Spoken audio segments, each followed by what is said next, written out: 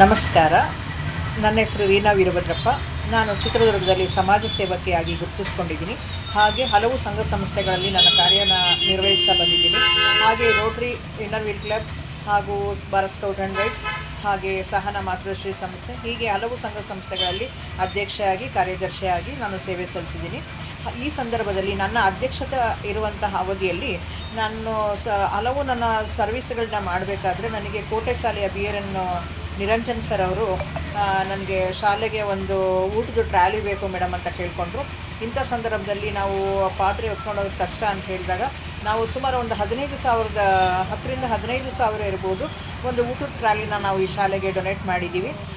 ಅದು ಸಹ ಈಗ ಕಾರ್ಯನಿರ್ವಹಿಸ್ತಾ ಇದ್ದಾರೆ. ಅದರೊಳಗೆ ಪಾತ್ರೆಗಳನ್ನ ಇಟ್ಕೊಂಡು ಮಕ್ಕಳಿಗೆ ಊಟ ಬಡಿಸ್ತಾ ಇದ್ದಾರೆ. ಇದನ್ನೆಲ್ಲ ಒಳ್ಳೆ ಉತ್ತಮ ಸರ್ವಿಸ್ ಅಂತ ತಿಳ್ಕೊಂಡು ನನ್ನ ಅವಧಿಯಲ್ಲಿ ನಾನು ಇದನ್ನು ಕೊಟ್ಟಿದ್ದೀನಿ ಅಂತ ಹೇಳಲಿಕ್ಕೆ ಇಚ್ಛೆಪಡ್ತೀನಿ. ಧನ್ಯವಾದಗಳು.